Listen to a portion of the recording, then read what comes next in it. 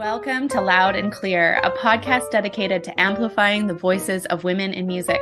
I'm your host, Olivia Adams, and I'm really excited to talk with our guest today. Kimberley Sundell is a piano teacher, adjudicator, and examiner for the Royal Conservatory of Music with an ARCT in Pedagogy and Performance diplomas and an MA in Piano Pedagogy from the University of Ottawa Piano Pedagogy Laboratory.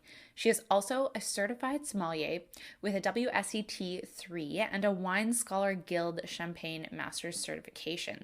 On a study trip in Champagne, Sundell was introduced to Krug's wine and music pairings.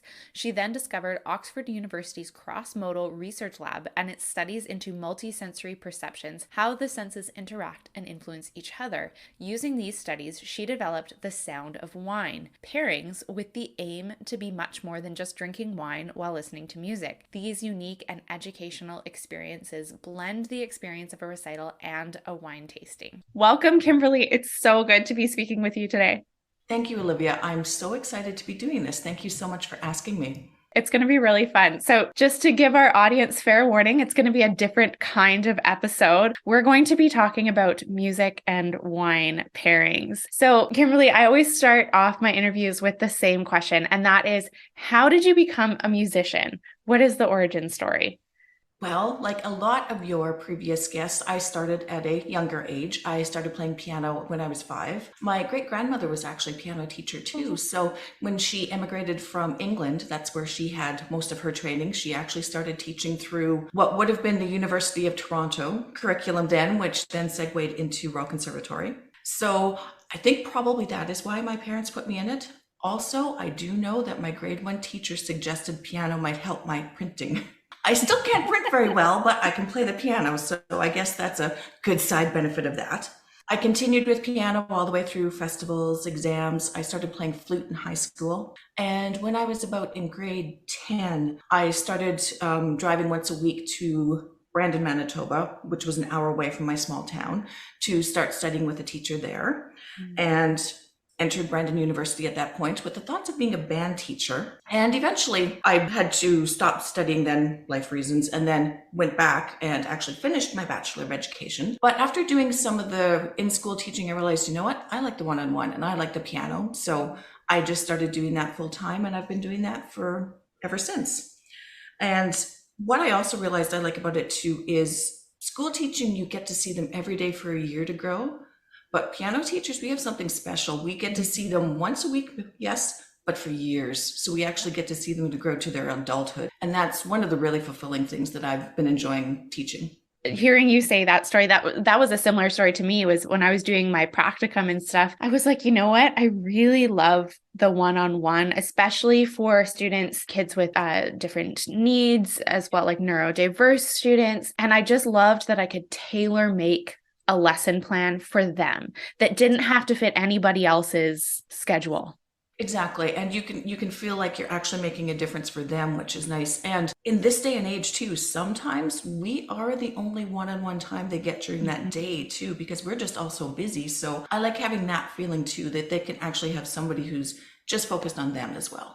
Yeah, I love that. So I know you are an incredible pianist and teacher, but one of the main reasons I had you on today is to talk about music and wine pairing. So how did you come about this pairing? Well, I'm also a certified sommelier, which is a wine specialist. When I moved here from Manitoba to do my master's degree in piano pedagogy at U of O, I was reading in, I think it was like the Metro, you know, those small little papers that you pick up somewhere. And they were talking about the program at Algonquin. I was like, okay, well, I'm interested in wine, and this would be a nice way to meet people and to get away from all the Excel charts I was doing for my thesis at that time.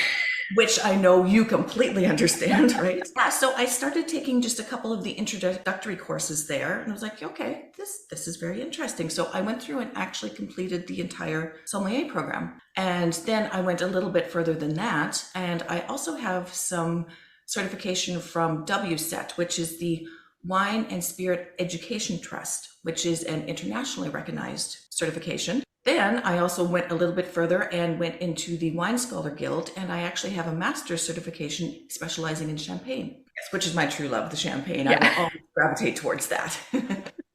So yeah, so I went up with that. And then part of the Wine Scholar Guild is they have a study tour that you can go on.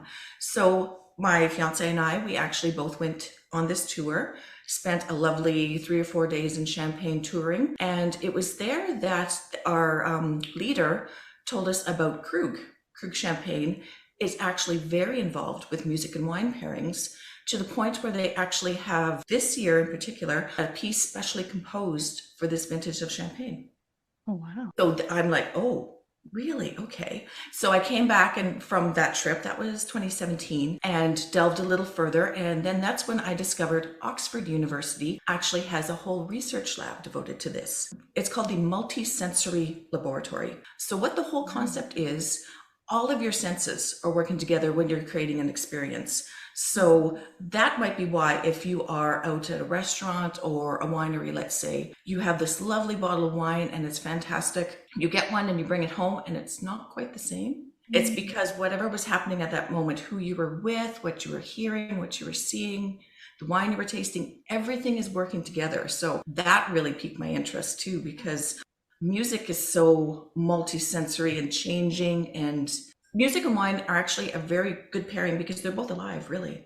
When you think about live music, you're taking in the audience as well as what's happening on the stage, all of that. And wine is actually living in the bottle too. It's evolving and changing as it spends time in the bottle. Air affects it, things like that. So these two living things working together, they just pair together so well. So I was just hooked. That was it. It's like, okay, I need to try this. Just combines your two interests. Oh, completely. Yeah. So first I started out with just recorded music because, busy teaching and everything like that. And then pandemic hit. And that's when I started doing the playing ones for myself. Oh, that's so great. So you run these events now called The Sound of Wine. So could you tell us more about those? How did they get started and what happens at a Sound of Wine event?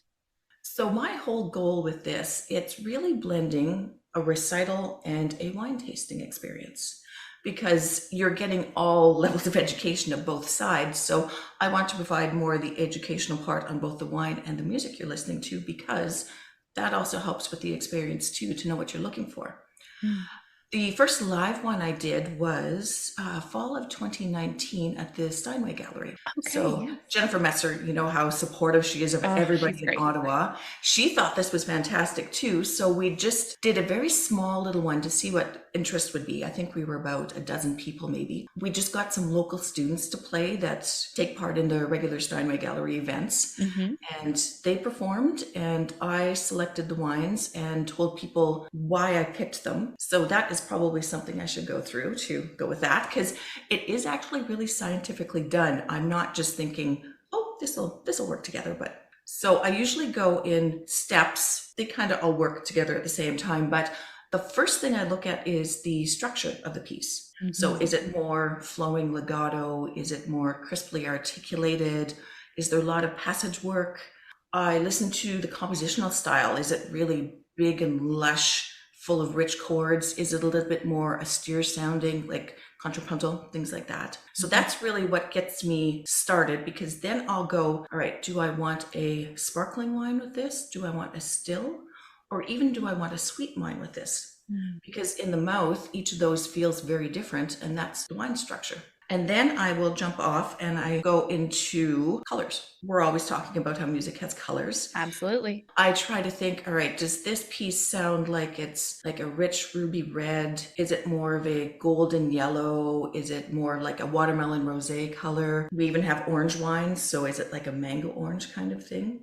And then wine, when you're talking of fruit, you'll talk a lot about whether it has the fresh fruit or the dried fruit too. So I also take that into consideration. Does it actually feel more like fresh fruit, or is it dried fruits like figs or prunes or raisins or things like that? And that gives me a hint of, again, whether I want to go into a red, a white, or a rosé, or even the orange wine, which is a creature unto itself. What an orange wine is, it's actually a white wine that has spent time on the skin, which is not usual. You do that for red wines, which is what gives you the rich color. So the white wines, when they sit on the skins, they actually get the perception of the red wine, the tannins. So Mm. when you're having the tannins in the wine, think of if you're drinking like a really strongly steeped tea. You know that dried feeling? Or if you're biting a banana peel, that's a good way to test for tannins. So the orange wine gives a very interesting contrast too, because you're getting like the sense of the white wine, but the feel of the red wine in the mouth. And then I start going into what grape varietal will have those, because every grape type has a very specific set of taste profiles that you're going to be addressing. So a Pinot Noir will have a different set of tasting notes from a Cab Sauv and things like that. So I will look and see which fruits I'm sensing in the piece. I go in with the wines, and then comes the fun part, the drinking homework.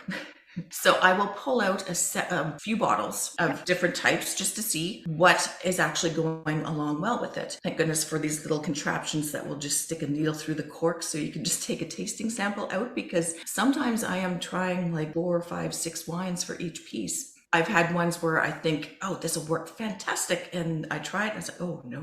All right, on to the next one. That did not work so well. Also, what I do at the tastings is I always have 2 wines side by side when we're doing the tastings. When you're doing wine education classes, that's a lot of what you do. You are actually tasting things side by side, because even if you're tasting the same grape, let's say a Chardonnay, depending where it's made, like colder climate like Canada to a hotter climate like California, all things like that, the type of soil they can be on, tasting side by side, you get to see what the differences are. So I think that's a very important part of doing these. So I might have 2 different types of the same wine, or a Chardonnay and something like a Viognier, which is very similar in fruit and weight in the mouth, but are 2 completely different grapes. And Viognier is not known as well. So I also like that aspect too, introducing people into things that they haven't had yet. Yeah. So then I just encourage them to just take their time to smell it and slowly taste it throughout the piece. Because as we hit the different sections too, you're going to notice different things popping out.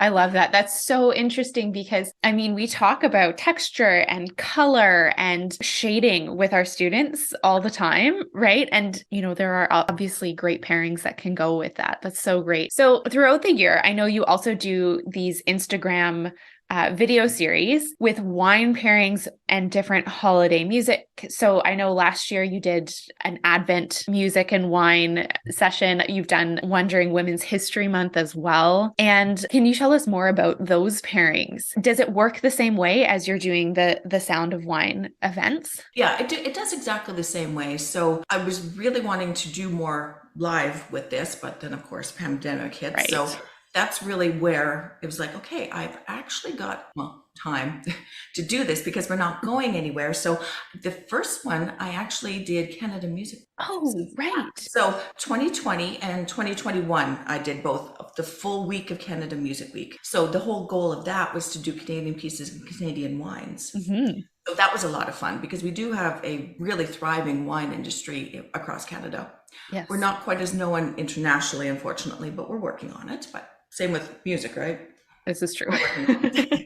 So I actually started with that, and then I did the Advent calendar. It is all the same process as doing it. So it's also a good way to keep me playing too. Like, I am firmly based in the teaching. I don't perform a lot anymore. So this was my way of, you know what, I really need to get back into this. So, and as being a very, very nervous performer, this was a safer way to put it out there because it's just these little clips. I can video it. I did have to wean myself off doing that. Okay, you know what? Do not do 25 takes for each one. Yeah. What it is what it's going to be. And there we go. So yeah, that first one, once I got to about day 12, I think it was like, oh my goodness, what was I thinking doing all of this? But it was such fun. It really was. So then throughout the year, it's things like composers' birthdays, definitely the Women's Day, because then I also want to feature women winemakers too, which again are vastly underrepresented in the wine industry. During the pandemic, I actually did a very interesting project with an Instagram friend that I met. She was actually originally from Ottawa, but has been living in Paris for the past 30 years. Her name is Cynthia Cote, and if you're looking for her on Instagram, she goes by Delectables, so Bulles at the end for bubbles. And she actually runs a fantastic program featuring women winemakers in the Champagne region. Oh. So she's been doing a lot of fantastic online workshops. If you're really interested in bubbles and want to find out more, you have to check out her Bubbly Badass series. It's a lot of fun. She's a fantastic presenter. And she also does a lot of tours in the Champagne area as well. So she was doing a virtual gala with the Palm Springs Opera Guild. Okay. So her challenge was pick champagne that would match with an entire opera. Oh, wow. That was an interesting challenge because I'd just been doing the smaller pieces. So of course I just went full dive into this. So I actually did 3 of them.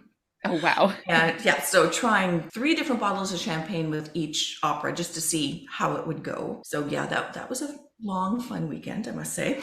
So I did Carmen and the Magic Flute and La Traviata and found champagnes that would match with all of them. The one that went overall was the best received was Carmen and the Veuve Clicquot Rosé. Okay. When you have a mezzo-soprano heroine, you must have a rosé. Yeah, you just must. And the challenge was just finding something that had the depth to match with the orchestration, the different voices you have, plus the different ensemble work you have as well. So one of the things that's interesting about champagne, especially something like Veuve Clicquot, when you see just the regular label, is this is a blend of up to 400 wines to pick from. So it's all about the blend when you're having those. And the goal is to have that house style consistently the same year after year.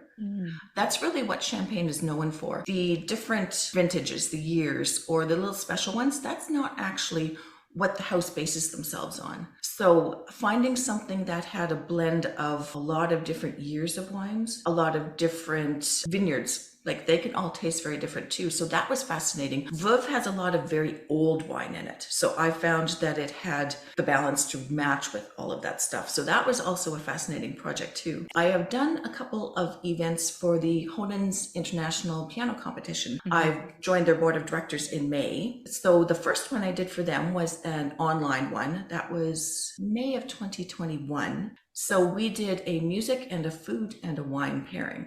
So we had one of our previous winners, Catherine Chi, performing. I was doing the wine pairings, and Nicole Gomes was the chef. She actually won a season of Top Chef Canada. So that was fantastic. So we're all on Zoom, and Nicole is walking us through what we're cooking, and I'm taking us through the wines. And then Kathy had prepared videos of herself performing, and it made for a really fascinating evening. Yeah. And that's so cool that you were able to do that virtually as well. That's really neat. Yeah. So it was a fantastic way just to bring the whole Honens family together and keep music going. Because I mean, Zoom is fantastic. It was good for keeping us going with things like that. So as much as it's not optimal, it did give us a chance to do a lot of things that we wouldn't have otherwise. Like exactly. I did a lot of tasting sessions or piano masterclasses, educational things that I wouldn't have otherwise, because these were also people who couldn't do things in person that they were used to. So they were also forced to step outside the box. Yeah. So, I mean, I'm glad to be going back to live things. We just did a Honens event here in Ottawa at the beginning of November to introduce our new competition winner, Elia. So that was at the Rideau Club here, and I did the wine and Elia was playing, and it was fantastic. Just feeling the energy and how everybody was interacting with everything. It was a lot of fun. Oh, that's great. And it's so good to be able to be back in person to do things like that. But then again, like you were saying, it gave us the opportunity to connect with people that we may have never connected with. You know, I've been able to connect with musicians all over the world that I wouldn't have been able to had there not been, I think, a pandemic and people forced to be online. Exactly. And also, I think a lot of people got to explore their own passion projects too, like with your book Loud and Clear, which is fantastic, by the way. I'm using it all the time. It gave a lot of performers, I think, a chance to do things like go off into their own things. And so many things were coming out. Children's books are being written, and people are performing and digging into finding all these obscure scores for women too. Pros and cons, right? You got to look at it, the bright side, and not just I can't go outdoors. Yeah. We had to find our passion project. Loud and Clear was written entirely in the pandemic. The day that we hit lockdown, I started working on it, and it was released October 2021. So, you know, it really did open up some opportunities to get some things done that might not have been done during the pandemic. Although I'm really glad that we're starting to shift back to in person and be able to have all the wonderful things that we missed. Definitely. So I was curious, when you're talking about the music and wine pairings, do you ever find that countries, perhaps wines from Germany paired with Bach or something, Do you ever find that? I know you had mentioned Canada Music Week, or do you find that you actually pull from around the I world? do definitely do that too, because it is definitely a thing when you're talking about food and wine pairings. Mhm. Like goes with like. So I Yeah. mean, you have Tuscany and tomatoes. Like so, wines from Tuscany go fantastic with pasta because Yeah. they're like and like. So I definitely do that. It just really all depends on the wine, like because you can get similar climates and similar aspects from different areas of the countries too. But I definitely do a selection of different places just to see Mhm. what's actually happening with that piece because composers got lots of inspiration from other From places too. elsewhere. So we're all just drawing on the whole big wide world.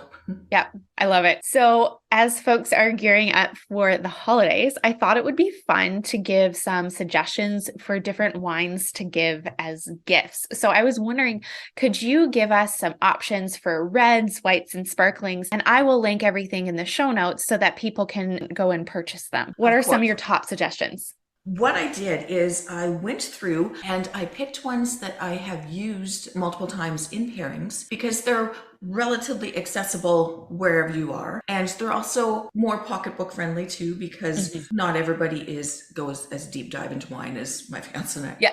and I do. So I was very respectful of that. So one red I use is the Guigal Cote de Rhone. So it's a French wine from the northern Rhone region. And I just find that it's lovely, lush red fruits. It's got a bit of tartness to it, which is nice with foods. And it's also got a really nice rich mouthfeel. So that one is really good for a red.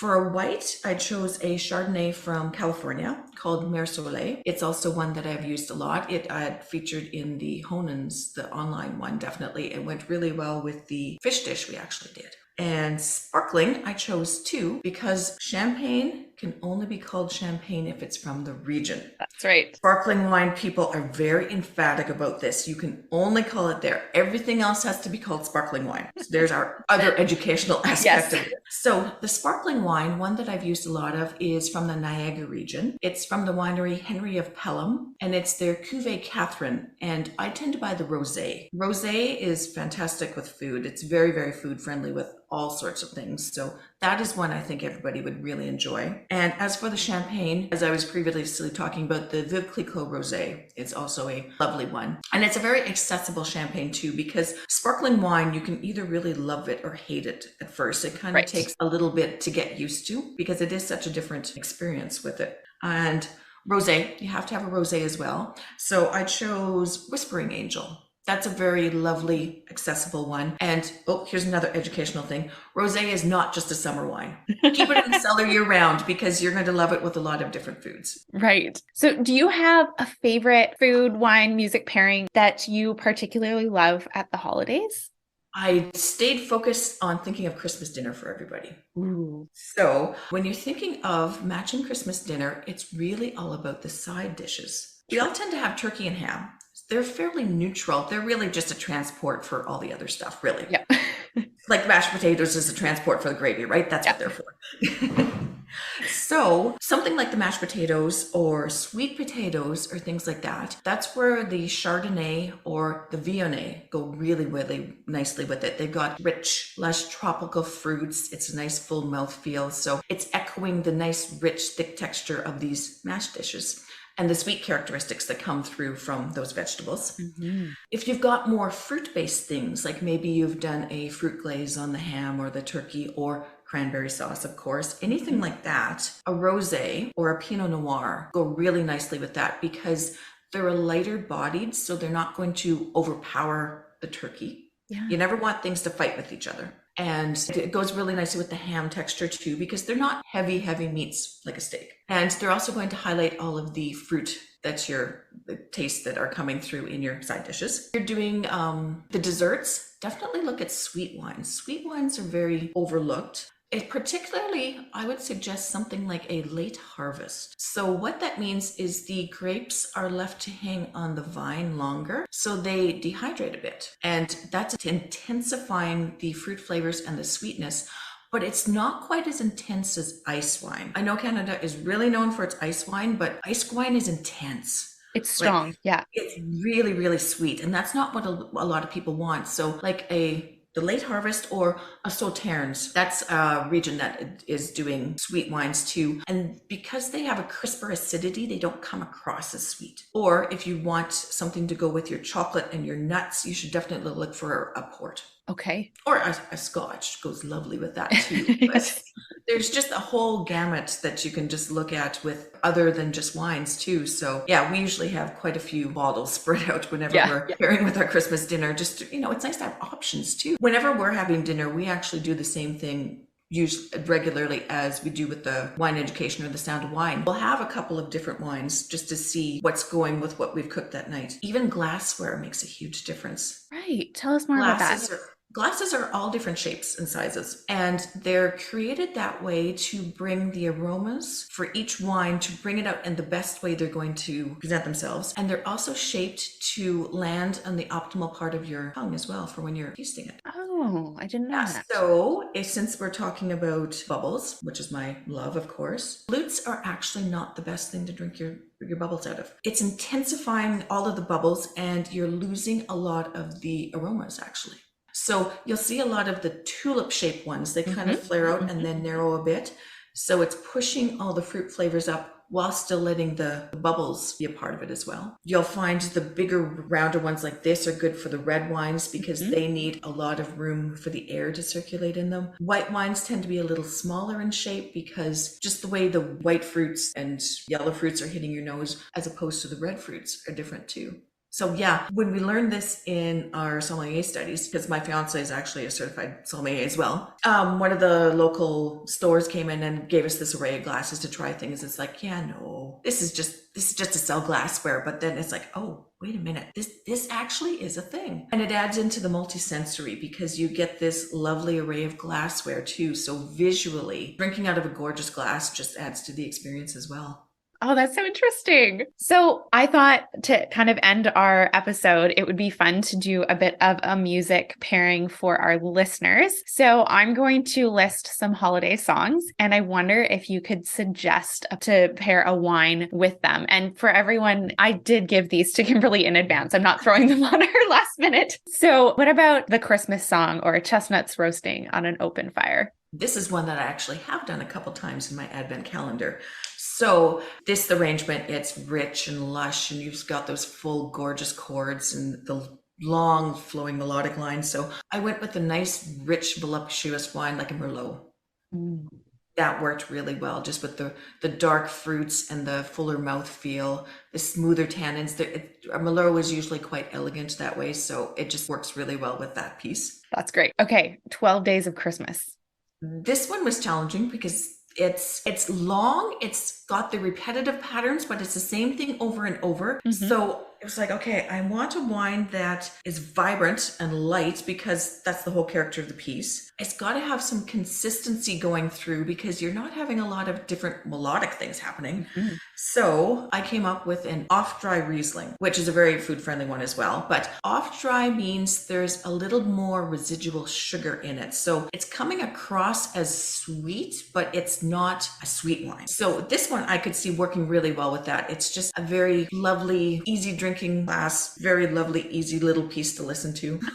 What about Silent Night? Another one that I did as well. And the particular version I had was a more in-depth arrangement of it. So I wanted a bigger red wine, like a Cabernet Franc is what I chose with that. So it has a lot of red and dark fruits as well. And it comes across as a little more tannic than what a Cab Sauv does. A Cab Sauv can be very big and rich and fruity depending where it's from. The Cab Franc has a little bit more of capsicum, green pepper taste to it. So it's got a freshness to it that also really reflected the melodic line of it because it's got some wider leaps to it. So it needs to have a little bit more of that freshness to it to accentuate that. Oh, I love that. Okay. Joy to the World. Joy to the World. Well, I mean, bubbles. Yeah. Right?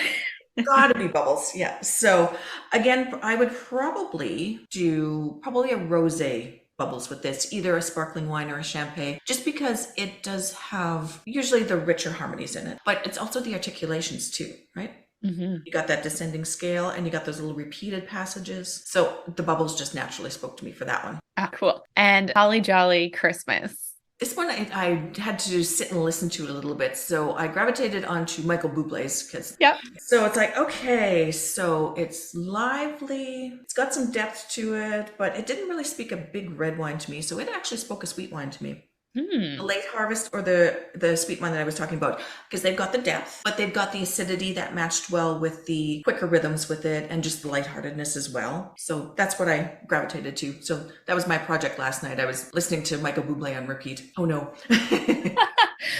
Oh, that's fun. Okay, I love that. And just for everyone listening, everything will be linked in the show notes so that you can go and check those out for your holidays. Well, it's been a real pleasure getting to chat with you. We're going to wrap up our chat with a few rapid fire questions, which is what I've been doing this season. No wrong answers, just go with your gut. Could you point to a moment when you knew you wanted to be a musician? That would be in high school. That would have been grade 11. This was my second year with my teacher in Brandon, Sister Joan. She was teaching at the university as well. And she gave me the Schumann Romance in F sharp. I connected to that piece in a way I had never connected to anything before. And that's when I just knew, oh, that's it. And that piece is special because years later, I'd had to take a break from studies and I was getting back into it. And the person who adjudicated me when I played it in Verdun Festival, adjudicated me again about 5 or 6 years later. I wasn't even under my maiden name at that time. I happened to be married at that time. And she looked at the piece because I was just playing again to get back into it. She looked at the piece and she looked at me and she goes, I remember you played that in Verdun and it was fantastic. So it was like, okay, all right, I've chosen the right path, even though there's been some road bumps in the way. This is worth it. So,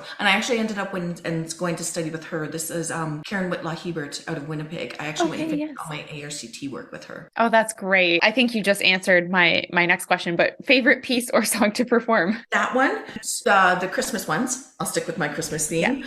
The two that I have to play every year, In the Bleak Midwinter and Have Yourself a Merry Little Christmas. In the Bleak Midwinter is one of my favorites. It's just so beautiful. Jamie Cullum, he is an English jazz pianist. Okay. And he did this fantastic thing with In the Bleak Midwinter. So in December 2020, with this song, In the Bleak Midwinter, he wanted to break the Guinness World Record for the largest online lesson of this. And he did it. The arrangement is stunning. I was listening to it again last night and it makes me cry each time I listen to it. There's just something about it and something about his voice because he's got this whiskey rasp that goes to it that just adds this depth. So you need to go and look at that one on YouTube and just follow along with what he did because I haven't actually been able to find the number of how many, but like it was multiple schools that were signed up for this. So the video, you've got these little kids, you've got these professionals, you've got special needs kids doing it. And it's just so.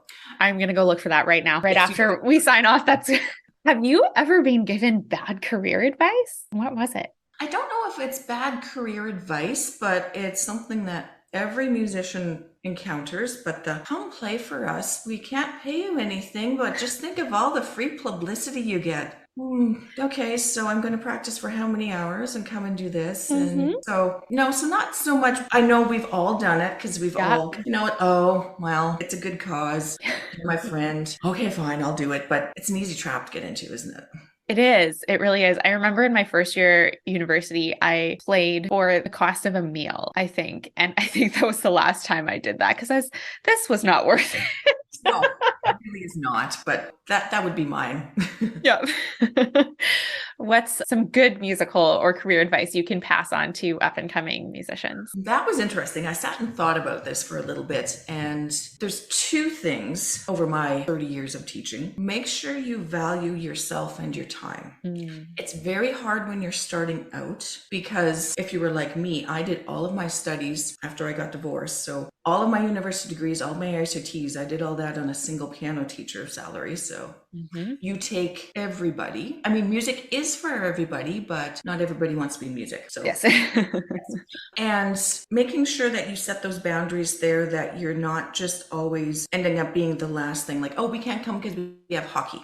Can you teach us on Sunday? We've all done that too, right? Because let's face it, we're afraid of sometimes losing students, which means we're losing our income. So we bend, which means we end up breaking our time that we need to refresh ourselves and to do our own things. So that took a lot of years to be able to get out of that mindset, to just say, no, I'm sorry. And if that's not what's going to work for you, then okay, so be it. Mm-hmm. That will leave room for somebody who wants me and I can help because they're there to learn. And the other thing I would say, it's killing perfectionism.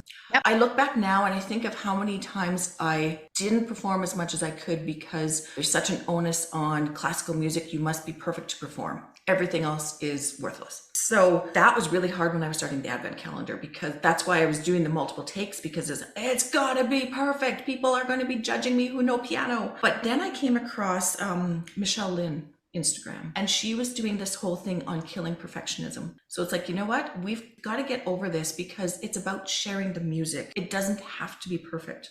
Mm-hmm. So watching her a few times, so she actually really helped me. Okay, I can do this Advent calendar. I'm going to do this. And if there's a couple little blorps, so be it. I fully acknowledge I am much more confident as a teacher than a performer, which I actually also think makes me a really good teacher, because I know what it's like not to have it just come naturally. I have to work at it. Yeah. And I'm never going to play perfectly, because how my nervousness manifests is I get messy. Yes. That's life. But at least I'm sharing my music. Absolutely. To go back to Jamie Cullum, he does something, the same idea.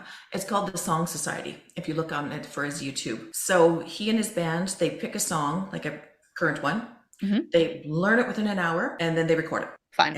And I mean, the interpretations and covers he does of some of these songs, oh my word, they will just blow your mind. They're just fantastic. So you need to go look for that too. But that's also a big part of the killing perfectionism, right? We just have to get over that and just share the music. Competition world is a different beast. Yes, it is. It's not for all of us, but we see all that and we expect ourselves to be like that too. But that's just not all of us. No, that's great. What music are you listening to right now? Going back to Jamie Cullum again. Yeah. He has a Christmas album called The Pianoman at Christmas. Okay. And what I like about this one is, yes, it's some covers, but he also does a lot of original things. So that's nice. Like, Christmas music is great, but there's not a lot of new stuff coming out. It's the same ones coming out. It's like, okay, this is an interesting take on it, but there's only so many times you really want to listen to Hark the Herald Angels Sing or whichever that, right? Extra-wise, what I've been doing is the Honens competition had a specially commissioned piece by Stuart Goodyear, a Canadian composer. Yes. So I've been listening to that from all 10 semifinalists because it's fascinating to hear. Some of us are used to festivals having test pieces where it's the same thing played by, 20 kids. They're playing Big Teddy, Little Teddy by Linda Nemeth. I know I've examined judged a festival like that. So, but it's fascinating hearing the same piece at such a high level. Mm-hmm. And you can hearing the different interpretations and how their different personalities are coming through. It's fascinating, actually. I've never been a huge fan of the test piece, but this has been an interesting experience. Yeah. Oh, that's great. That's so cool. Well, thanks so much for coming on Loud and Clear. Thank you for sharing your music and wine pairings with us. Can you let our audience know where they can find you and hear about all the amazing things you're doing? I tend to do most of my things on Instagram. That just seems to be the easiest place to reach out to a broad audience. Mm-hmm. So I am Blancs and Noirs. Yeah. So a type of champagne is Blanc and Noir, which is red and white grapes. But I mean, Blancs and Noirs matches with piano too, right? Yeah. So there we go. Mm-hmm. And my website is more just a teacher-based one. I do plan on getting one up for the Blancs and Noirs soon, but. Amazing. Well, thank you so much for being on. This was such a pleasure. Thank you so much. It was a lot of fun talking with you. That is a wrap on our episode, The Sound of Wine with Kimberley Sundell. Thank you so much to Kimberley for coming on. And I really encourage you to go out and pick up a few of those bottles that Kimberley talked about and do some of your own Sound of Wine participation at your holiday gatherings. So I will have all of the wines linked in the show notes, so you can take a look there to find out more. And be sure to follow Kimberley online. Thank you to the Saskatoon Symphony Orchestra for sponsoring this podcast. Make sure you head over to saskatoonsymphony.org to purchase tickets for upcoming shows. And if you don't live in the Saskatoon area, you can watch these shows via concert stream by following the link at the top of the website. I'm your host, Olivia Adams. This is Loud and Clear, and you can find me at OA Music Studios on socials. Thanks for tuning in. We'll see you next time.